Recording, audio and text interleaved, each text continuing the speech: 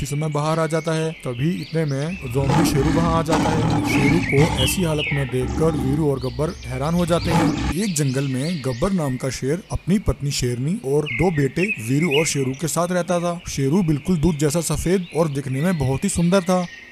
एक दिन शेरू और वीरू दोनों भाई जंगल में शिकार करने के लिए निकलते हैं। शिकार की तलाश में दोनों भाई जंगल में बहुत आगे तक आ जाते हैं, परंतु उन्हें कहीं भी शिकार नहीं दिखता। तभी शेरू और वीरू को सामने एक गुफा दिखाई देती है। दोनों भाई उस गुफा के सामने आ जाते हैं। तभी शेरू कहता है, वीरू भैया बहुत समय से शिकार ढूंढ रहे हैं, परंतु कोई शिकार मिल ही नहीं रहा। चलो इस गुफा के अंदर चलते हैं, हो सकता है इस गुफा के अंदर हमें कोई शिकार मिल जाए। शेरू की बात सुनकर वीरू थोड़ा घबरा जाता है और कहता है, नहीं शेरू भैया, मैंने ये गुफा पहले कभी नहीं देखी। न जाने ये गुफा किसकी है और इस गुफा के अंदर क्या है। बिना सोचे समझे इस गुफा के अंदर जाना हमारे लिए खतरा हो सकता है। अगर पिताजी को पता चला तो वह हमें बहुत डांटेंगे। अरे वीरू, तुम तो बहुत डरपोक हो, तुम यहीं रुको, मैं अभी गुफा के अंदर जाकर आता हूँ।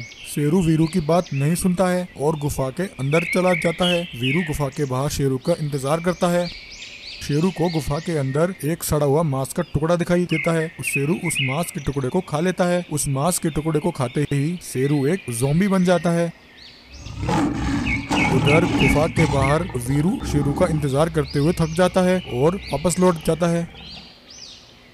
इधर ज़ॉम्बी बन चुका शेरू जंगल में आतंक मचाने लगता है। ज़ॉम्बी शेर एक भालू के पीछे पड़ जाता है और भालू पर हमला कर देता है और उसे काट लेता है। ज़ॉम्बी शेरू के काटते ही भालू भी एक ज़ॉम्बी बन जाता है। फिर वह दोनों जंगल में और जानवरों को ढूंढने लगते हैं।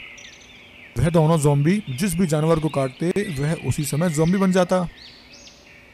जंगल के कुछ जानवर अपनी जान बचाकर गब्बर शेर के पास आते हैं। महाराज, हमारी रक्षा कीजिए महाराज। महाराज, जंगल में एक ज़ॉम्बी शेर घुस आया है, वह बहुत ही खूंखार दिखाई देता है। महाराज, वह ज़ॉम्बी शेर जिस भी जानवर पर हमला करता है वह जानवर भी उसी की तरह ज़ॉम्बी बन जाता है। तभी गब्बर शेर कहता है, अरे यह अचानक से ज़ॉम्बी वायरस हमारे जंगल में कैसे आ गया? यह वायरस तो समंदर के उस पार वाले जंगल में मैंने देखा था। अगर ऐसा है तो यह तो बहुत चिंता की बात है। हमें सबसे पहले पता लगाना होगा कि इसकी शुरुआत कैसे हुई। तभी वीरू शेर वहाँ आता है। वीरू गब्बर शेर को सारी बात बताता है। गब्बर शेर कहता है, वीरू, तुमने शेरू को गुफा के अंदर जाने से क्यों नहीं रोका? पिताजी, मैंने उसे रोकने की बहुत कोशिश की, परंतु वीरू भैया ने मेरी एक नहीं सुनी। मैंने बहुत समय तक वीरू का गुफा के बाहर इंतजार किया, परंतु शेरू भैया बाहर नहीं आए।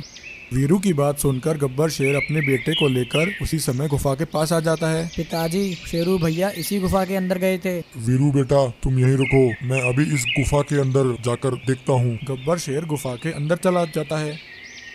गुफा के अंदर गब्बर शेर को एक मांस का टुकड़ा दिखाई देता है। उस मांस के टुकड़े को देखकर गब्बर शेर उसी समय बाहर आ जाता है। तभी इतने में ज़ॉम्बी शेरू वहाँ आ जाता है। शेरू को ऐसी हालत में देखकर वीरू और गब्बर हैरान हो जाते हैं। ज़ॉम्बी शेरू वीरू पर हमला करने की कोशिश करता है। इससे पहले कि ज़ॉम्बी शेरू वीरू पर हमला करता, गब्बर शेर उस पर हमला करके उसे वहीं मार देता है। गब्बर शेर बोलता है, बेटा जल्दी चलो, इस जंगल में जितने भी जानवर ज़ॉम्बी बन चुके हैं हमें उन्हें इसी समय मारना होगा। गब्बर वीरू के साथ उसी समय बाकी ज़ॉम्बी बने जानवरों के पास आ जाता है और एक एक करके उन सब जानवरों को मार देता है। जंगल के सभी जानवर गब्बर शेर के पास इकट्ठा हो जाते हैं और कहते हैं, शेर महाराज, आपने इन सब जानवरों को क्यों मार डाला? गब्बर शेर सभी जानवरों को बताता है कि इसकी शुरुआत उसके स्वयं के बेटे शेरू ने की थी। शेरू ने गुफा में पड़ा वह सड़ा मांस खाया, जिसकी वजह से वह ज़ॉम्बी बन गया। फिर उसने बाकी जंगल के जानवरों को भी ज़ॉम्बी बनाना शुरू कर दिया। इसलिए गब्बर को अपने बेटे शेरू की हत्या करनी पड़ी। यह सुनकर गब्बर की पत्नी शेरनी, वीरू और बाकी सभी जानवरों को बहुत दुख होता है। गब्बर शेर उस गुफा को एक पत्थर से बंद करवा देता है। उस दिन के बाद से वह गुफा हमेशा के लिए बंद हो जाती है और जंगल से ज़ॉम्बी का आतंक खत्म हो जाता है।